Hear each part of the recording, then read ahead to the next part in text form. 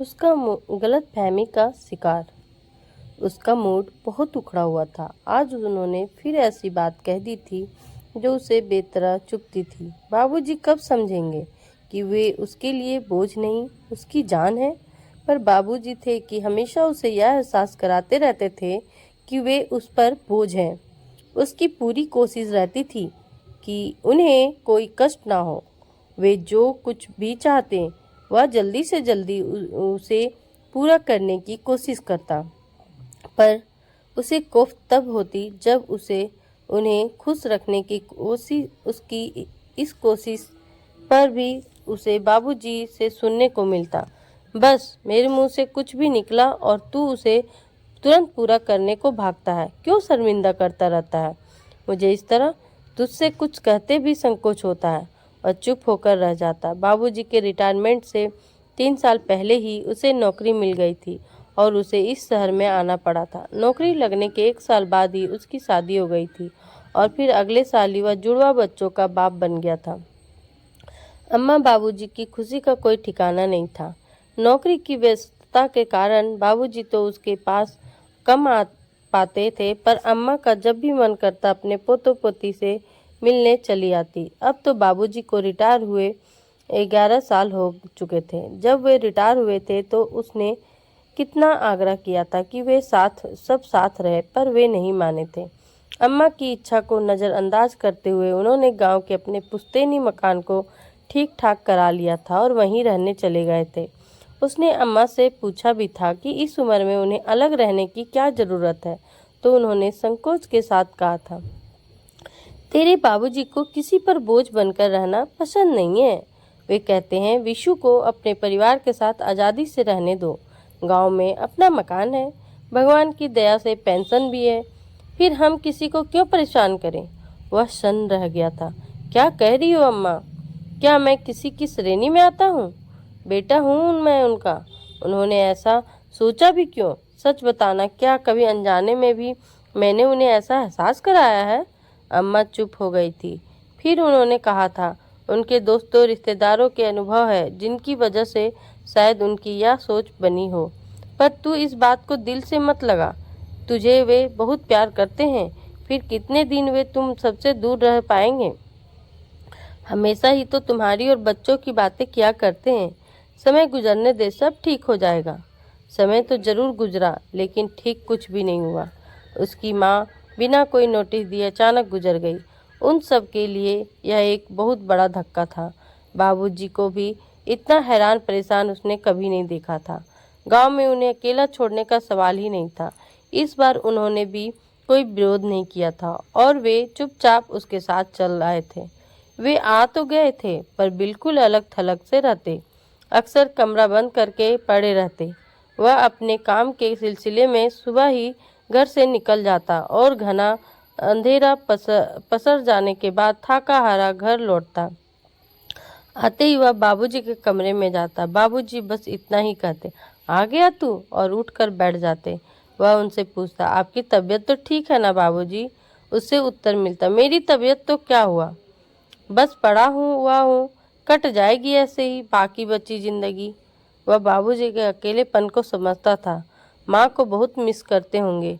माँ की याद तो उसे भी बहुत आती ही थी, पर उसे लगता अगर वह उनके सामने माँ का जिक्र करेगा तो वे और भी परेशान हो जाएंगे, इसलिए चुप होकर रह जाता।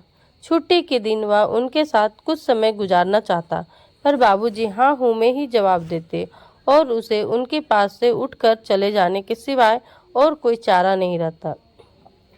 उसका मन करता बाबूजी अपने आप को सिर्फ अपने कमरे तक ही सीमित न रखे, पूरे परिवार के साथ बैठे उठे ताकि उनका अकेलापन दूर हो सके और वे माँ की यादों से भी दूर रह सके। यह सोचकर वह पुराने ब्लैक एंड वाइट टीवी की जगह एक रंगीन टीवी खरीद लाया था। ड्राइंग रूम में रखा टीवी देखने भी वे कभी कभार ही बाहर आते। ज़्यादातर उसकी बीबी और दोनों बच्चे ही टीवी से चिपके रहते। उस दिन बाबूजी टीवी पर न्यूज़ देख रहे थे, तभी बच्चे अपना कोई कार्यक्रम देखने के लिए जिद करने लगे। उन्होंने टीवी का रिमोट बच्चों को थमाया और अंदर जाकर लेट गए। वह जब अपने काम से लौटकर आया तब उसकी बीवी से उसे यह सब मालूम हुआ। उन्हें तुरंत ही उनके पास पहुंचकर इस बात के लिए माफ़ी मांगी। और उन्हें बाहर आकर टीवी देखने के लिए कहा। वे उसकी बात सुनकर बोले, कोई बात नहीं, बच्चे हैं, फिर जिनका टीवी है उनका हक पहले बनता है। और उनकी बात सुनकर सन्न रह गया था। क्या कह रहे हो बाबूजी? आप इस घर के सबसे बड़े हो, हर चीज पर पहला हक आपका है।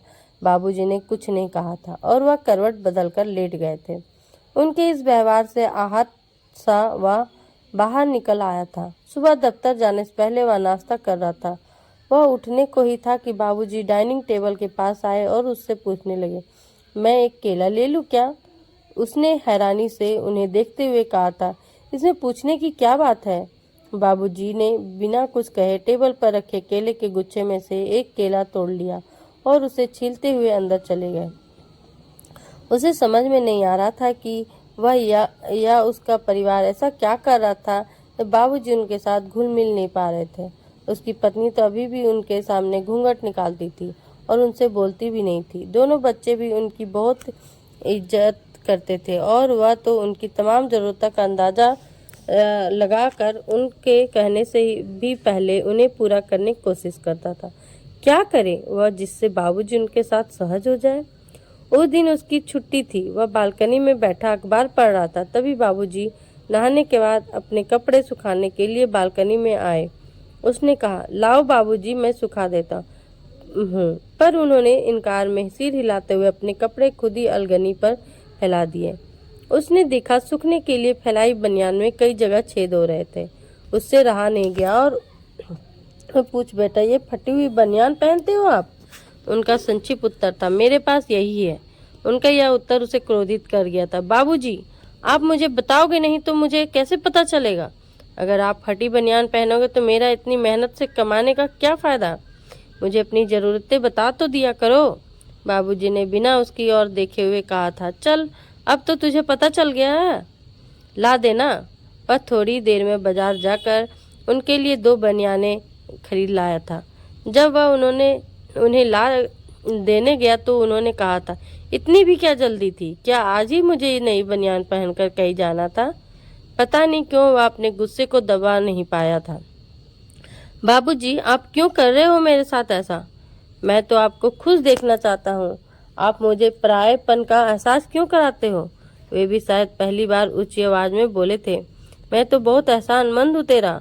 चाहता हूँ ईश्वर तुम सबको जल्दी से जल्दी इस कर्तव्य बंधन से मुक्त कर दे और तुम निश्चिंत रह सको। उसे अपने कानों पर विश्वास नहीं हुआ था। अपने बेटे के बारे में वे ऐसा सोच भी कैसे सकते हैं? और क्यों? बात और ना बढ़े या सोचकर वहाँ से चुपचाप निकल आया था। ऐसे समय उसे माँ की बहुत याद आई थी। काश आज माँ होती तो वह सब कुछ संभाल लेती या फिर इस स्थिति की नौबत ही नहीं आती। उस दिन के बाद उनके बीच एक अजीब सी दूरी आ गई थी। पहले ही उनके बीच बात बहुत कम होती थी, अब तो सिर्फ 1-2 वाक्य तक ही सीमित होकर रह गई थी। उसे लगता था वह हार गया है।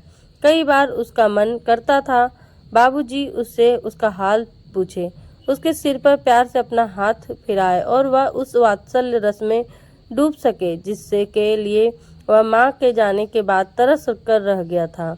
उसे इन दिनों माँ की याद पहले से भी ज्यादा सताने लगी थी। दफ्तर से आने के बाद वह खाना खाकर टीवी देखने बैठ जाता। यही वह समय होता जब बाबूजी भी अपने कमरे से निकल आते और सोफे से कुछ दूर हटकर रखी आराम कुर्सी पर जाकर बैठ जाते। टीवी पर जो भी कुछ चल रहा होता वे उसे लगभग खामोशी से देखते रहते। वो ही कभी कभी उनसे बात करने की कोशिश करता। ज्यादातर वे हाँ या ना में जवाब देते और कुछ देर बाद उठकर अपने कमरे में चले जाते। समहीनता की यह स्थिति उसे सहज बनाए रखती और वह अंदर ही अंदर कहीं दरकने लगता। दफ्तर से आने में उसे कुछ देर हो गई थी। दोनों बच्चे सोने जा चुके थे। आशा के विपरीत बाबूजी अब तक जाग रहे थे और हमेशा की तरह आराम कुर्सी पर खामोश बैठे हुए थे। खाना खाने के बाद वह टीवी खोलकर बैठ गया। उसने खामोशी तोड़ने के इरादे से पूछा, बाबूजी आपके लिए न्यूज लगा दूं? उन्होंने वही संक्षिप्त सा उत्तर दिया था, नहीं मन नहीं है, तू कुछ भी लगा ले। वह यूं ही चैनल पलटने लगा। एक प्रोग्राम ने उसका ध्यान खींचा तो वह उस पर रुक गया। बच्चों की गायन प्रतियोगिता का प्रोग्राम था। सभी बच्चे माँ विषय पर गाना गा रहे थे। उन सभी की मम्मियाँ भी वहाँ मौजूद थी। हर गाना लोगों को आनंदित कर रहा था। तभी एक ऐसा बच्चा गाने आया जिसकी माँ नहीं थी। उसने गाना भी ऐसा चुना था कि प्रतियोगिता के जजों सहित सभी की आंखें नम हो आई थी। पता नहीं कब वह स्वर को उस बच्चे की जगह रख कर देखने लगा था। उसे अपनी माँ बेतरह याद आने लगी थी। बेखबरी में उसकी आंखों से आंसू बहने लगे थे। बाबूजी के सामने माँ का जिक्र न करने की अपनी कसम उसे याद नहीं रही थी। गाना खत्म होते ना होते उसके भीतर का सैलाब फटकर बाहर आ गया और वह अम्मा कहाँ हो तुम कहकर जोर जोर से हिचकियां भरकर रोने लगा। उसके अचानक इस तरह बिलख पड़ने से बाबूजी कुछ क्षण हतप्रभ से बैठे रहे, फिर अपनी कुर्सी से उठे और उसके सिर पर अपना हाथ फिराते हुए उसे चुप कराने लगे। बाबूजी के स्पर्श से उसकी रुलाई और भी जोर से फूट पड़ी। बाबूजी उससे पूछ रहे थे, तुझे अम्मा की याद आती है विशु? मैं तो समझता था तू उन्हें बिल्कुल भूल गया है। एक बार भी तो तूने कभी उसका जिक्र नहीं किया। वह हिचकियों के बीच ही बोला था, मैं अम्मा को कैसे भूल सकता हूँ बाबूजी? उनकी यादों से आप परेशान ना हो, बस इसलिए मैं आपके सामने उनका जिक्र करने से बचता रहता हूँ। उफ! और मैं क्या सोच रहा था, जिससे जन्म देने वाली माँ का कभी ख्याल नहीं आता, वह मेरा क्या ख्याल रखेगा? सोचता था कितना बड़ा कलाकार है तू, जो मेरा ख्याल रखने का इतना अच्छा दिखावा कर रहा है। हे ईश्वर, मुझे कभी माफ मत करना। बाबूजी उसे अपनी छाती से लगाकर उसके आंसू पोंछे जा रहे थे, पर उनकी खुद की आंखों से जो पानी बह रहा था उसका उन्हें भान नहीं था। तो दोस्तों, ऐसा अक्सर परिवार में होता है। तो आप अपने परिवार को, अपने माता पिता को समझें और उन्हें धन्यवाद कहें कि उन्होंने हमें इस धरती पे लाया है। तो दोस्तों, आपको ये कहानी कैसी लगी? लाइक करें, शेयर करें और कमेंट करें। धन्यवाद। मिलते हैं अगली कहानी में।